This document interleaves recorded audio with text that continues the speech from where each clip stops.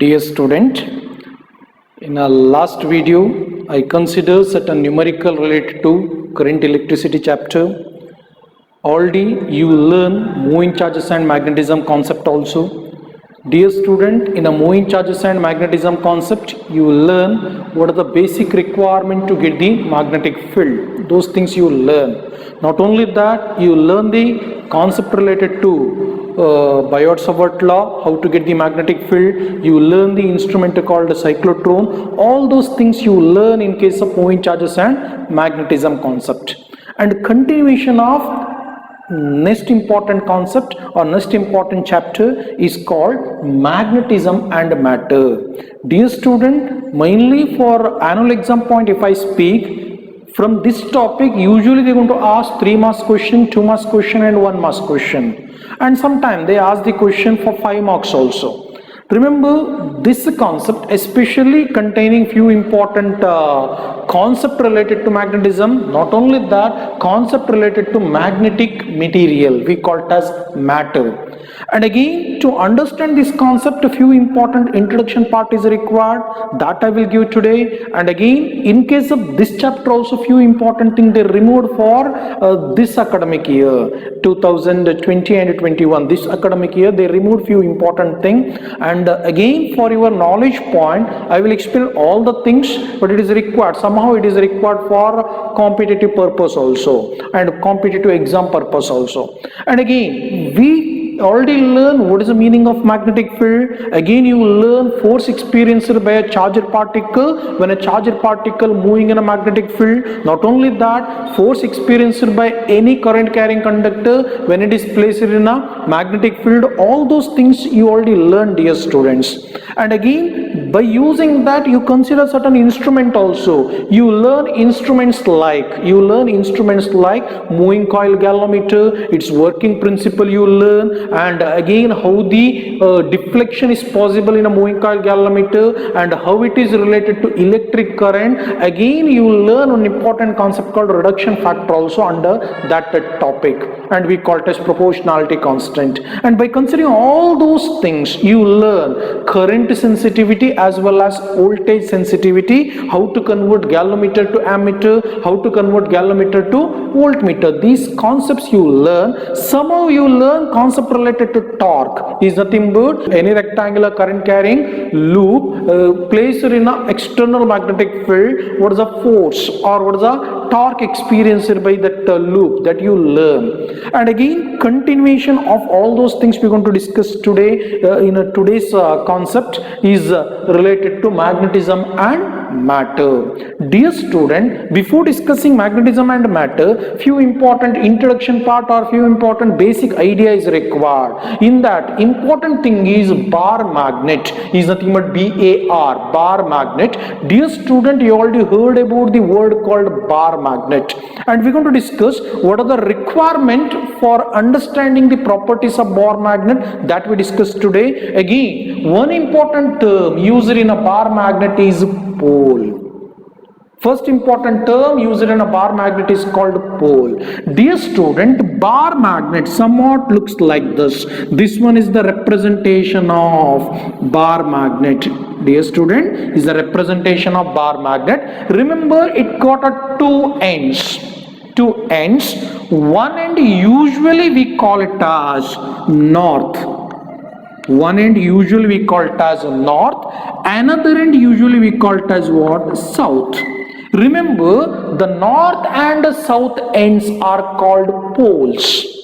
Remember, that is called pole or poles. This end is called north pole. This end is called south pole. First we discuss what is the meaning of pole. Remember, the pole is nothing but the preferred region of attraction. Preferred region of attraction near the two ends of a magnet. Near the two ends of a magnet, we call it as bar magnet, where the magnetic force due to bar magnet is maximum, are called the poles of the magnet. Dear student, these two ends of a bar magnet, one end we call it as north pole, another end we call it as south pole. These two act like a poles.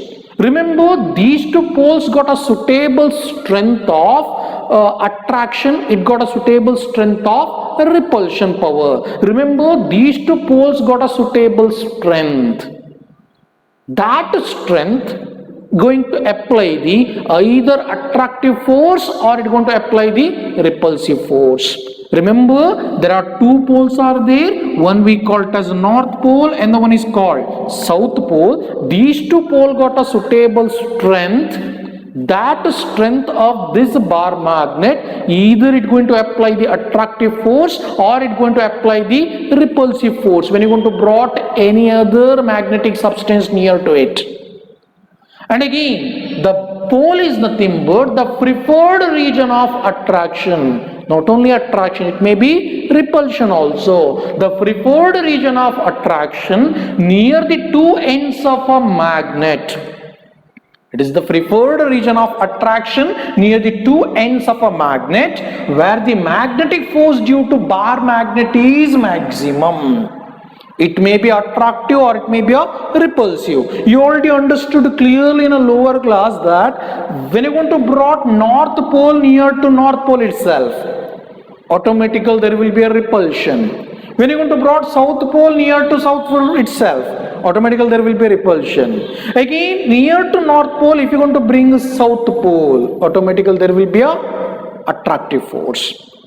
Dear student, there are two important ends in a bar magnet or in a magnet. One end we call it as north and the end is called as south. This particular end north got a suitable strength. I call it as M1, where M1 is the magnetic strength of the north pole. And again, this end also got a suitable strength. I call it as M2, where M2 is a magnetic strength of the south pole. Remember, if it is a bar magnet, automatically these two strengths are equal in a given bar magnet. These two strengths are equal. Remember, M1 and M2 are called magnetic strength. Is called magnetic strength of bar magnet. That's why the first important result here, how the bar magnet looks. Again, in a bar magnet there are two ends. One end is called south and the end is called north, and that south and north ends are called poles. These poles are essential to get the either attractive or repulsive force when you want to bring any magnetic substance near to that. These two poles got a suitable strength. That strength we call it as M1 and M2, where M1 and M2 are called magnetic strength. Is also called magnetic pole strength. Keep that point in your mind, where M1 and M2 are called magnetic pole strength. It's called magnetic pole strength. And depending on this magnetic pole strength, we come to know that how much force of attraction or repulsion applied by the bar magnet to any magnetic substance. Is that clear? ಇದನ್ನ depend ಆಗಿಟ್ಕೊಂಡು magnetic pole strength ಅನ್ನ depend ಆಗಿಟ್ಕೊಂಡು ನಮಗೆ ಗೊತ್ತಾಗುತ್ತೆ ಆ bar magnet ಎಷ್ಟು attractive ಮತ್ತೆ repulsive force ಅನ್ನ ಇನ್ನೊಂದು magnetic substance ಮೇಲೆ ಅಪ್ಲೈ ಮಾಡಿದೆ. That's why that strength itself is called magnetic pole strength. Either it may be attractive or it may be repulsive depending on the nature of magnetic material or bar magnet. Is that clear? It may be a south nature or it may be a north nature or it may be a attraction or repulsion depending on the nature of the bar magnet.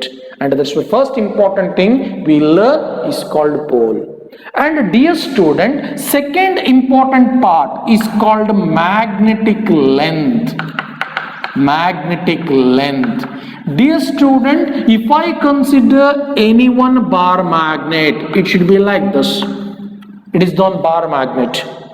Dear student, I call this particular end is called north. This particular end we call it as south. Where north and south are called poles. We call it as north pole as well as south pole. This north pole got a suitable strength, I call it as M1. This south pole got a suitable strength, I call it as M2, where M1 and M2 are called magnetic pole strength of the bar magnet. And again, this magnetic pole strength of the bar magnet is not exactly on this point, not exactly on the surface. It's just inside. It may be somewhere here. This one is the north pole where pole strength exists. And similar to that, strength of the south pole exact agi ee surface alle iralla. Ee surface alle iralla. ಇದು just ಒಳಗಡೆ ಇರುತ್ತೆ, ಸ್ವಲ್ಪ ಒಳಗಡೆ ಇರುತ್ತೆ, somewhere here. And this particular strength we call it as M2 is called magnetic pole strength of the south pole. Keep one point clear in your mind. Illi if I consider magnetic pole strength M1 ಮತ್ತೆ M2 ತಕೊಂಡ್ರೆ ಎರಡು exact ಆಗಿ surface ಅಲ್ಲಿ ಇರಲ್ಲ, is just inside. Dear student, keep one point clearly in your mind.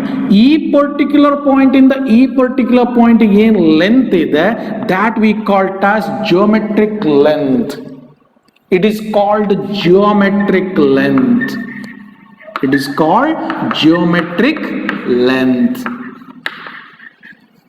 This particular length is called geometric length.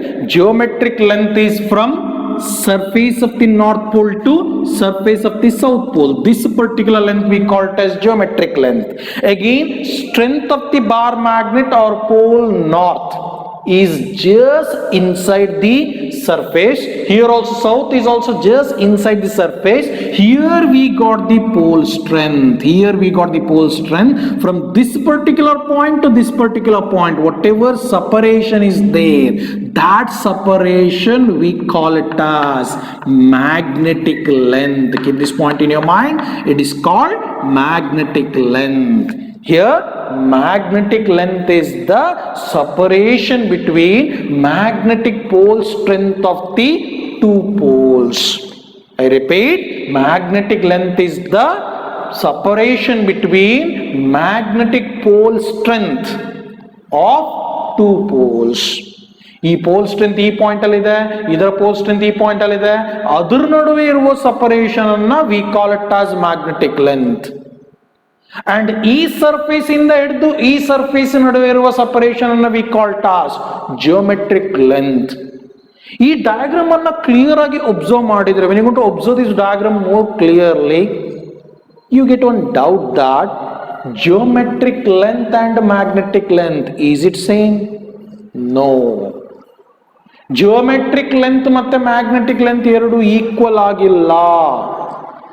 That clearly gives idea that geometric length is bit greater than magnetic length.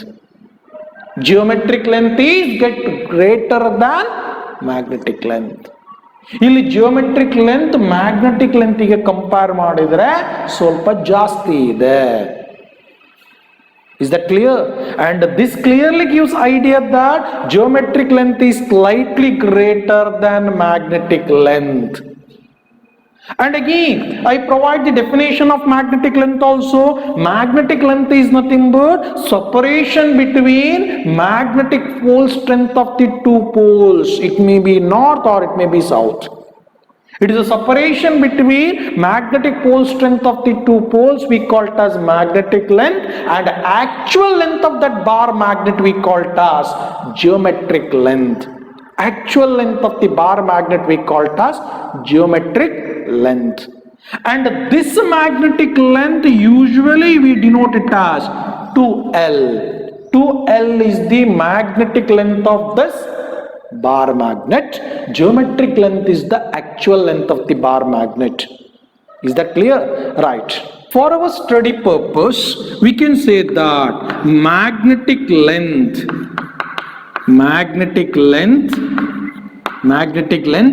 is equal to 6/7 times geometric length. Keep this point in your mind. magnetic length is equal to 6 by 7 times geometric length ಆಗಿರುತ್ತೆ. It is not required for annual exam purpose, is especially for competitive purpose. Remember, magnetic length separation ಎಷ್ಟಿದೆ ಕೇಳಿದ್ರೆ 2L and actual length ಅಂದ್ರೆ geometric length compare ಮಾಡಿದ್ರೆ what is the relationship ಅಂತ ಕೇಳಿದ್ರೆ magnetic length is equal to 6 by 7 times geometrical length. Is that clear? Right. Again, dear student, by considering these factors, we can think about Coulomb's law in magnetism. Next important thing is Coulomb's law. Coulomb's law in magnetism. Coulomb's law in magnetism. Dear student, you already heard about Coulomb's law in electrostatics. I already did that concept. According to Coulomb's law in electrostatics, the electrostatic force of attraction or repulsion between two stationary point charges is directly proportional to product of magnitude of two stationary point charges and inversely proportional to square of separation between them in air or vacuum medium. That we learn. We got the equation Coulomb's force. We say that electrostatic force F is equal to 1 divided by 4 pi epsilon naught Q1 Q2 divided by R square, where epsilon naught is called permittivity of free space in air or vacuum medium. If I introduce the dielectric medium, you have to introduce one more term called epsilon R or K is called dielectric constant or relative permittivity. Dear student, you learn Coulomb's law and application part of that, everything in case of electric charge and electric field topic. By using that you consider potential, by using that we consider electric current, all those things we already learned in the previous chapters. Remember, the same Coulomb's law we can think about in case of magnetism also. Here I already said, if I consider a bar magnet, this is pole strength is nothing but north pole strength is M1, south pole strength is M2. These pole strengths are separated by a suitable distance. Suitable distance. You may call magnetic length also. And by using this, we can think about Coulomb's law. According to Coulomb's law in magnetism, the magnetic force of attraction or repulsion between two poles is directly proportional to product of pole strength of two poles. Product of pole strength of two poles and inversely proportional to square of separation between them. We can say F is called magnetic force is directly proportional to M1 into M2 divided by R square. That becomes F proportional to M1 into M2 divided by R square. According to Coulomb's law in magnetism, magnetic force between two poles of a bar magnet is directly proportional to product of magnetic pole strength of two poles, that is M1 and M2, and inversely proportional to square of separation between them. We can write mathematically as F proportional to M1 into M2 divided by R square. Dear student, where M1 and M2 are called magnetic pole strength of a bar magnet. Or if you take a two bar magnet, one is north, one is south. Or you can take north to north. Or you can take south to south. Dear student, as like charge, you learn like charges they will repel, unlike charges they will attract. Similar to that, in case of a magnet also or bar magnet also, like poles they will repel, unlike poles they will attract. And again, by considering these factors, we can think about Coulomb's law in magnetism. It may be attractive or it may be repulsive. According to Coulomb's law in magnetism, we can say that magnetic force between two bar magnet or between magnets is directly proportional to product of magnetic pole strength of the two poles or given magnet and inversely proportional to square of separation between them. This equation we can write it like F is equal to mu naught divided by 4 pi M1 into M2 divided by r square. Dear student, this is the equation for magnetic force according to Coulomb's law in magnetism. Remember, here mu naught is called permeability of free space. You learn in moving charges and magnetism. According to Biot-Savart law, you got this formula mu naught divided by 4 pi. You learn the value for mu naught also. Mu naught is equal to 4 pi into 10 power minus 7 Henry per meter, H per meter. Where mu naught is called permeability of free space, where M1 and M2 are called magnetic pole strength, and R is the separation between that system or poles.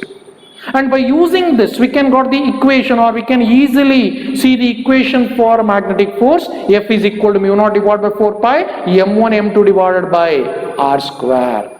Dear student, where mu naught value you already learn 4 pi into 10 power minus 7 Henry per meter, H per meter is a unit used to measure mu naught.